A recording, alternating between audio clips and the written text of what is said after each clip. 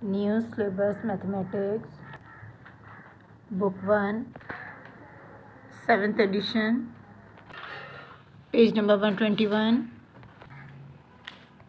Basic level, question number 1. If y is equals to 3 upon 5x plus 26, find the value of y when x is equals to 12. यहाँ पे x की value दी गई है जिसको हम यहाँ पे पुट करेंगे और y की एक्चुअल वैल्यू निकाल लेंगे।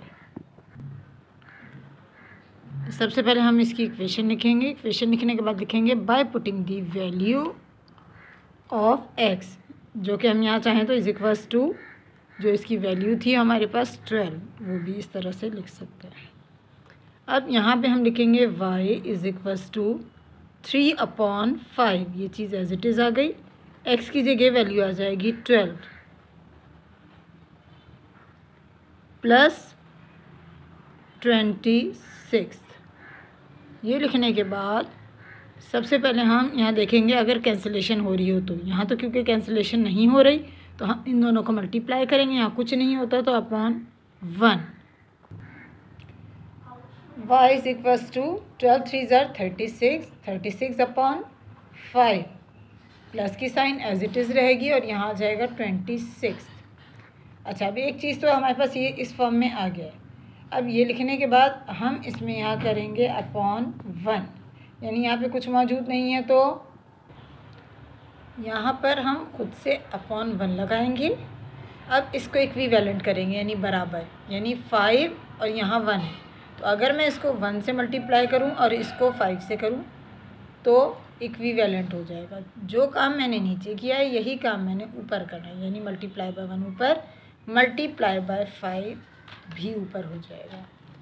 अब हम इसको करेंगे मल्टीप्लाई, यानी 36 1s are 36 upon 5 1s are 5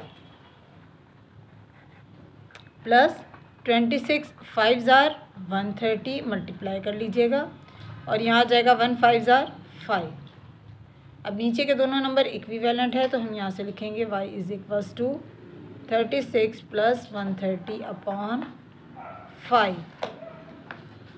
अब इसके बाद y इज इक्वल्स टू, इन दोनों को ऐड करेंगे 166 हो जाएगा अपॉन 5। अब साइड पे आएंगे और हम करेंगे multiply.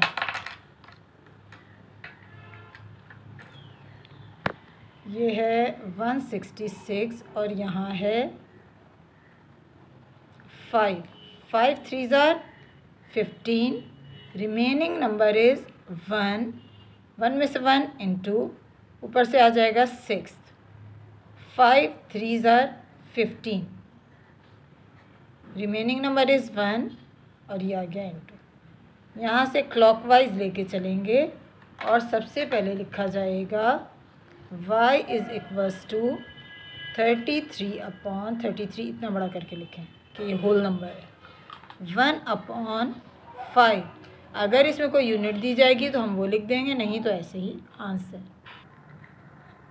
Question number 2, if a is equals to y square minus x z divided by 5, find the values of a की वैल्यू मालूम करनी है और x की वैल्यू है 2, y की भी और z की सबकी वैल्यू मौजूद है, हम इसमें पुटिंग करेंगे।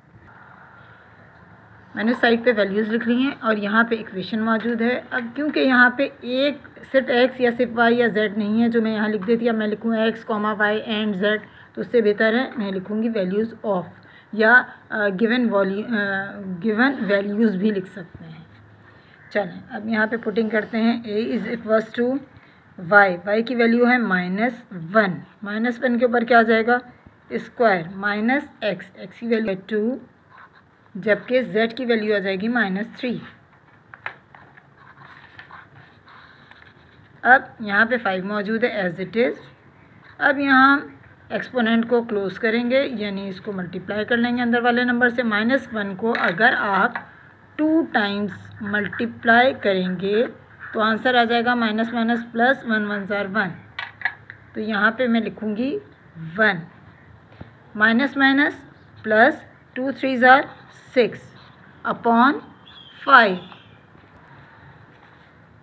a इज़ इक्वल्स टू 6 और 1 7 अपॉन 5।